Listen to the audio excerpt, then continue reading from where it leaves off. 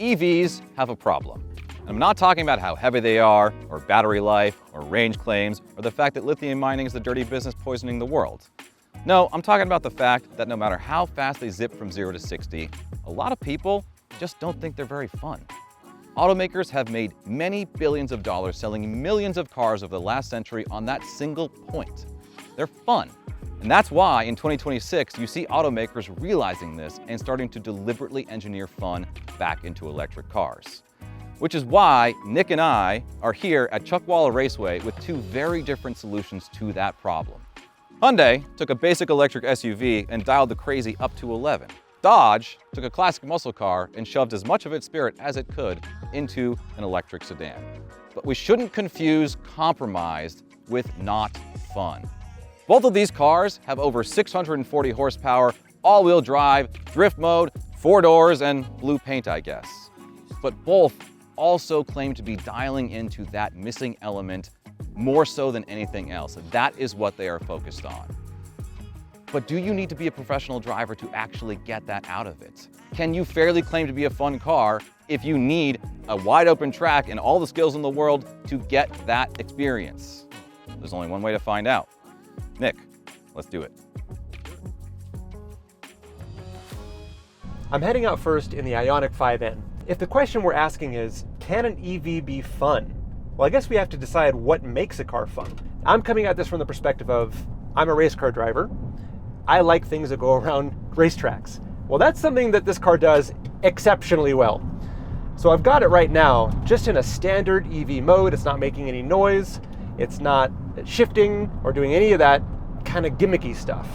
And it's pretty good. It's got a lot of grip. The brakes are fantastic. It's communicating well enough. I'm getting feedback from the wheel. I know when I can get on the throttle. But gimmicks are the things that set both of these EVs apart. Both of them have simulated engine noise, and in the case of the Hyundai, we also have simulated shifting. I completely understand why some people dismiss this idea as stupid right away. I know I did. A big part of the appeal of an exhaust note isn't just the sound. It's the fact that the sound is being generated by a bunch of tiny controlled explosions under the hood. It's a language we've been trained to understand over decades, and in an EV, it's just an imitation. But that's actually why it makes sense to have it. The noises a car makes tell you what your inputs are doing. Without it, even an internal combustion car would feel numb and uncommunicative. So I put on the N race mode, and now I've put on the simulated shifting. It's so crazy that when you pull the paddle, you can actually feel a shift happening. So I'm going to take a few corners now at speed, and I'm going to see if this feels any different to me. Well, already getting that little bit of rotation on exit on the throttle. Come on, that's just cool. The shifts are so crazy, and the burble of the exhaust coming out the back. I know we're not the first to talk about this, but they did a really good job. Sound is feedback. Sound is information. Us as humans, we're really good at pattern recognition. So if I'm coming into a corner and I'm hauling butt towards the corner, I get on the brakes and I do one downshift. Listening to the sound of the engine is giving me a really good idea of what speed that I'm entering that turn with. If I hear that the engine is a little bit higher or a little bit lower from where I intended, then I know instinctively, just based off of experience, that my speed is not quite right. And I know I need to either get off the brakes and let it roll some speed in, or stay on the brakes and get the car slowed down so I can actually make the turn. So that information is actually really important. And to give a good example of this, if any of you watching this play on simulators or even something like Forza or Gran Turismo, turn off the engine sound and try to set your best time. What's important to recognize is that fake exhaust sounds aren't new. Most modern cars have been pumping artificial engine noise through the speakers in the cabin to make them sound more aggressive, and to compensate for the fact that cars are a lot more well insulated these days. So we're already off the deep end here. And even the pops and bangs that stock vehicles sometimes make nowadays are completely artificial to the extent that they aren't a result of an anti-lag system or overrun or anything like that. But the difference in the 5N is the sounds aren't coming from a real place. They're completely fabricated to make you, the driver, experience something you recognize. We've seen the same pattern in the progression of electronic steering, drive-by-wire throttles, and even more recently, drive-by-wire brakes. Once something goes digital, it loses the imperfections that came from mechanical control that actually let you feel what was happening. This is why so much effort is put into engineering feel back into these systems. But don't let that fool you into thinking the 5N is numb. In fact, even without the sound, it's still an amazingly communicative car, and it's got all the bells and whistles you can want to dial in the driving feel. Now there's other stuff in here that Hyundai has given us to try to make this fun, like the N torque distribution. So let's make this it doesn't want me to have it. The operating conditions for N torque distribution have not been met. Okay, so I gotta turn that off, and then I can turn that on. Okay, that worked. I'll tell you what's not fun. Playing with menus, having to go back and forth between all these different settings and conditions not met and blah, blah, blah, blah, blah. The menus have menus. It's too much. It's too much. That is not fun. We spent, and I'm not joking, 20 minutes, Kyle and I, sitting in this car trying to figure out how the heck to make any of this work. But let's just see how this pans out. Okay, well, yep, it's definitely giving me rear wheel drive. Now the sound is different because I'm not allowed to shift. The fact that I'm doing that in a EV, it's just wild to me. It just let me trail brake rotate into a turn, get back on the gas, keep the rear tires spinning up, and this is an all-wheel drive SUV EV, and it just let me do that. I'd say that's pretty fun. The Ioniq 5N seems pretty at home in a racing driver's hands, but so few of the miles you put on your own car are going to be at the track. And if we want to get a real read on how fun a car is, we need to test them on the street. So I took the Dodge Charger up to the canyons while Nick was focused on the Hyundai. I think the thing that is most interesting here is that despite being almost 6,000 pounds, it is very much a momentum car. It rewards driving it like you would drive, I don't know, a Civic Si or something. Despite this being an all-wheel drive EV, though, it really isn't that complicated of a car. You can't set it up 50 different ways to give you the exact experience you're craving in that moment. It is not a driving simulator, and I mean that as a compliment and a neg. You can't mess with the torque distribution while you're driving like you can in the Hyundai. I just got to come back to the weight for a second, and I know it is like the most basic thing in the world to say that a 5,800-pound car feels heavy, but that is the key about a lot of cars these days. Like even non-EVs, like the M5, right, also weighs around this amount, which is what we used to expect a full-size pickup to weigh. And no matter how much power a car has, no matter how many aids it has, it is kind of hard to sort of let your mind go and focus on the driving and the flow that you want to get into as you're trying to put these corners together and the straights and the braking points and all that. See? I just paused for a second. I shut my brain off for a second to finish that thought, and I started understeering. If there is fun to be had, I certainly wouldn't call it mindless fun. The throttle response is lacking. You can foot to the floor. I just foot to the floor, foot to the floor, foot to the floor. So that doesn't inspire a ton of confidence for what the car is actually going to do for any inputs along those lines. I think Dodge did this car a big disservice by calling it a Charger, and also by releasing it before the gas-powered version. If they had used a different heritage name for this car, like Colt or hell, even Neon, they might have actually been able to focus on the thing that makes this car unique, which is the sound and the way it's made.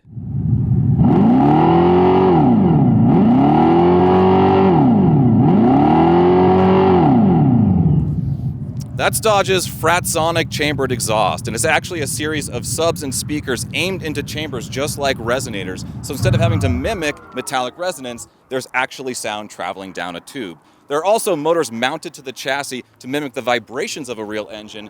Fortunately, it also makes the interior trim pieces rattle like a high schooler's car with a bad subwoofer inside. They say it's as loud as the old Hellcats. I don't know, you'll have to be the judge of that. But in comparison, this is how the Ioniq 5N sounds.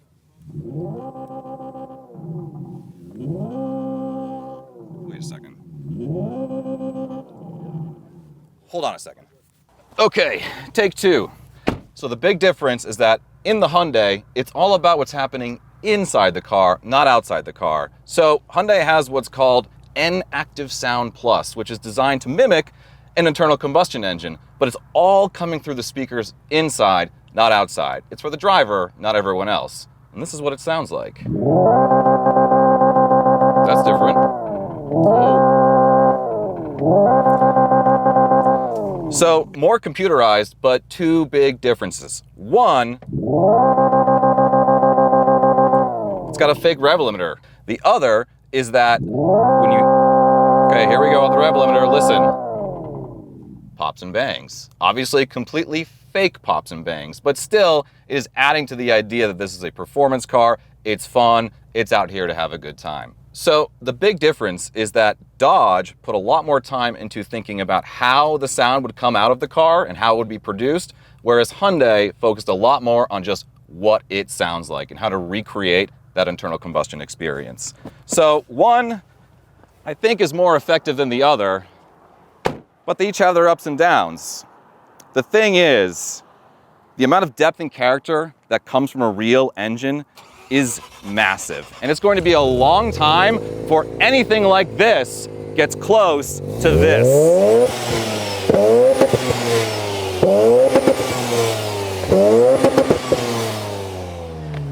WD-40 Specialist Silicone Lubricant is about to become one of your new favorite tools, and we're partnering with WD-40 brand to tell you why. This stuff safely lubricates, resists water, and protects a huge range of material types, including rubber, plastic, vinyl, and of course, metal. Apply as a spray or stream using the Smart Straw and lay down a clear, non-sticky film that will keep your parts moving smoothly without making a mess. Put some WD-40 Specialist Silicone Lubricant in your toolkit today and start protecting your projects. Even if neither of these sound anywhere close to as good as an RX-7, I still want to know what the Charger's like on track. So, with the help of a little editing magic, Kyle and I switched cars, and I took the Charger out around Chuckwalla. Now, the Charger doesn't simulate a gearbox like the Hyundai can, but it does still raise the pitch of the noise in direct correlation to vehicle speed. Now, I like having the simulated gears because it lets you pick what range that you're going to be in. And if you downshift once into a corner, you're probably going to be downshifting once into that corner every lap. You're going to get yourself into a pattern. You don't really have that option here. And like Kyle, I noticed a laggy throttle, but when you're really pushing the car on track, the issue is actually worse. This car is giving me a more gentle roll on, and that's okay, but the roll off is a little bit of a problem because when I lift off the gas, I want to be lifted. And this is delaying it a little bit and giving me just a moment where it's still accelerating. And that actually kind of made me panic coming into the bowl here because I had more speed than I wanted to. That's not great for track use. Yeah, again, it's giving me that just touch of extra acceleration for a little bit longer than I want. It doesn't seem like much, and if you actually looked at the programming, it's probably like less than 1/10 of a second. But when you're doing 110 into a big braking zone, you do not want it to stay accelerating when you're asking for it to slow down. In addition to the throttle ramp issues, it sometimes just straight up ignored my throttle inputs. And this was in track mode with the aids turned off as far as it would let us. You know, the mode where you'd expect the car to be as responsive as possible. But if you want everything truly off, you need to switch over to drift mode and crank it up to max. Will you let me rotate?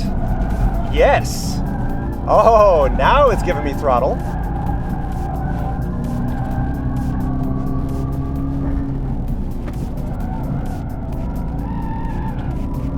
Well, now these 6,000 pounds are showing themselves, but it is letting me do what I want. It's letting me trail brake the car in, rotate the pants off of it, and then turns immediately into an all-wheel drive understeer. Okay, that was pretty cool. So if you treat it like the all-wheel drive car that it is, don't try to countersteer too much into it. You can chuck the back end around a little bit. Now, there is a donut mode that will completely eliminate this understeer issue, but it does that by using only the rear motor, which means you're pushing 5,800 pounds with only 335 horsepower. That's a worse power-to-weight ratio than a 2025 Camry. And while admittedly, a mode designed specifically for doing donuts is objectively fun, I'm not going to try using only one motor while hauling around two to get around a racetrack quickly. It is massively heavy, and it just wants to go straight into understeer. The only way I can really get the car moving around at all is if I trail brake with way too much speed into a turn and just force the rear end to come around. So really the only way to drive this car quickly is to just accept that it's going to understeer and be limited by the front tires. Not the most fun way to drive a track car, unless you're an FF kind of guy, and if you're buying this, you probably aren't. So Dodge might have set out to build a Charger, but instead they built a 6,000-pound Honda. As for the 5N though, I don't exactly know what to call what Hyundai built, but it's definitely something special. The feel comes down to the gear shifts. I just downshifted to second, and the car behaved exactly as it would if this had a DCT and you were downshifting into second. The engine braking kicked in for a second, there was a bit of a jolt. Not RPMs. The fake RPMs rose to the level you would think. See, I just hit the rev limiter. That is wild. It just cuts the power. If you own this car and you were out for a Sunday cruise, you would not floor it till you hit the rev limiter and then just bounce it off of that. But again, it's the fact that they've thought this through so deeply in trying to give you that experience. It closes this little gap in your mind that you didn't even know was there and just puts you at ease. You feel like this is a familiar machine. You know how it behaves, you know how it's gonna behave. I am smiling so much more in this car than I was in the Charger, and that's because it feels like it's meant to be up here. It feels like any other sports car in its elements, doing what it's supposed to do. It seems like the 5N is designed specifically for the driver experience, to the exclusion of everything else. That might sound good on paper, but we were definitely able to turn more heads with the Charger.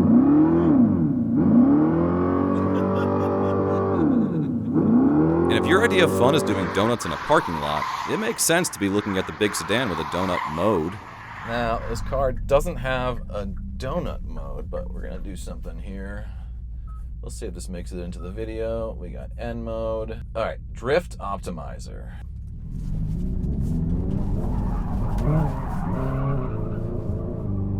And let's get out of here before someone catches us. But yes, it can do a donuts. This is thanks to Hyundai's torque vectoring control that can be adjusted on the fly. So we're at 50-50 right now. Feels like a totally balanced 50-50 all-wheel drive car as you'd expect. If we go all the way to max rear, oh wow, yeah.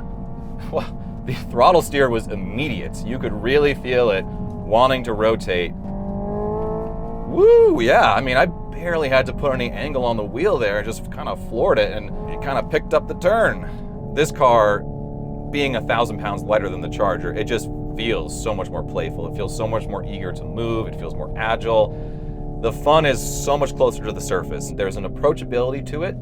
There's, I will say, an honesty to it. It is not hiding the fact that it's an EV. It is doing a lot to give you this experience you might want out of an EV. It is not, calling regen braking paddle shifting like the Charger does. I swear to God, that is actually what it says. It's like, this is an EV. We tried to make this as fun as possible. Hope you enjoy. That was Hyundai's approach here. And it really honestly pays off. This is a great car. This is just straight up a great car. Not just a great EV, it's a great car. As much as stuff like fake exhaust noise, fake gear shifts, and even fake rear-wheel drive might seem like gimmicks from both Hyundai and Dodge, and as much as both systems have their hits and misses, the biggest turnoff to EVs for enthusiasts is their lack of character. Giving an EV an identity and a personality is at least a step in the right direction, and if that can't come from an actual engine, it's gotta come from somewhere. And if we're entering a new wave of EVs that are trying to be fun instead of being luxury rocket ships, then that's another step towards the good. The Charger is a hard sell for the muscle car market, but the 5N has been very well received.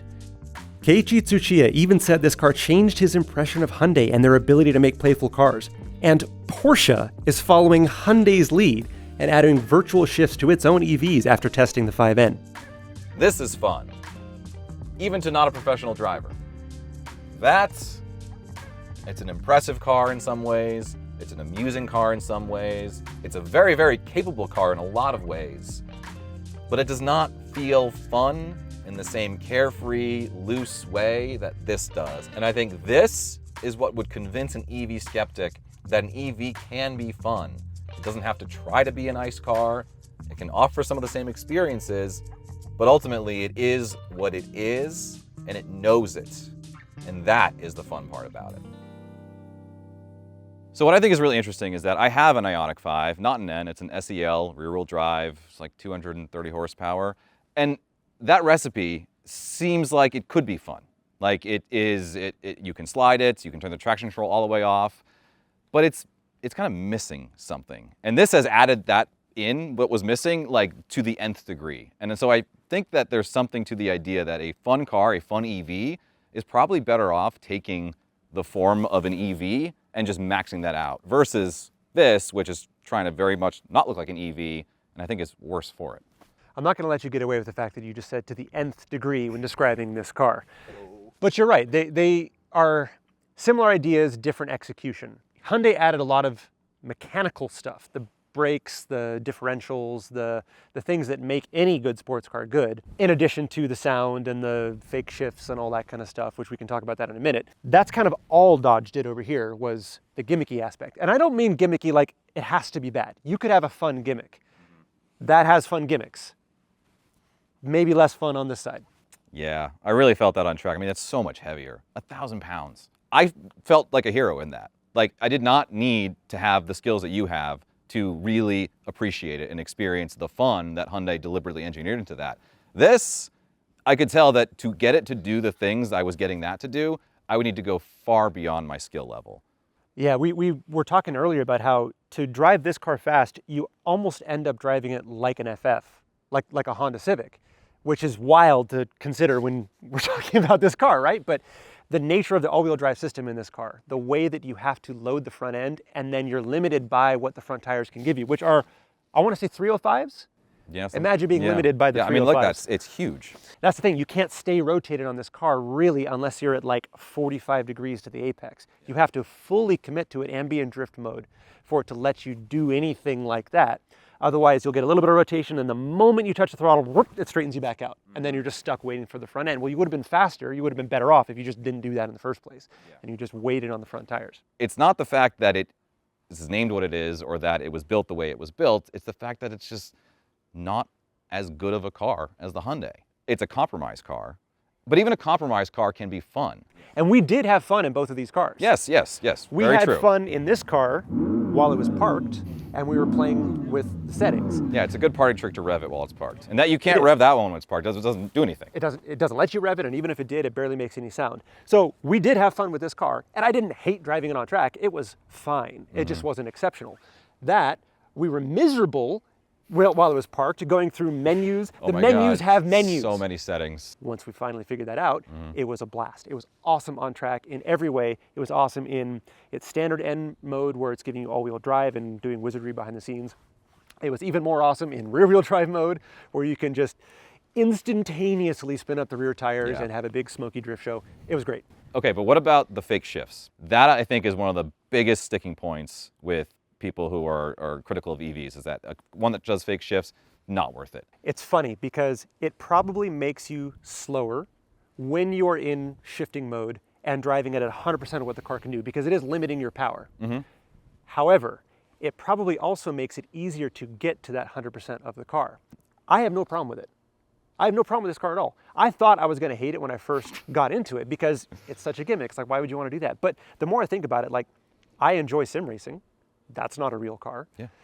It's close enough to the real thing, especially like in VR and with a real shifter and all this kind of stuff. Like, I'm getting 90% of the experience minus the G-forces, and I can drive it like a real car. Well, they nailed it so hard with the way that they programmed all that, I can drive it as if it was real. I believe it. That's the difference. It's like that scene in The Matrix. I know this steak doesn't exist. That is the stake in The Matrix. Absolutely. This is the early version of The Matrix that people rejected because it wasn't close enough. Yes, yes. I will happily live in the Matrix with that car. This car, I'd be Neo on my way out. And now we know EVs can be fun if you do them right. I will say this Charger is more fun than it would be if it didn't have all of these gimmicks. Like, they definitely help. There's just a lot more that needs to be done to make the car as fun as the Hyundai. And that does it. Thanks for watching. Keys are on the dash. Where are the keys? Where are the keys? Oh, got it. Okay.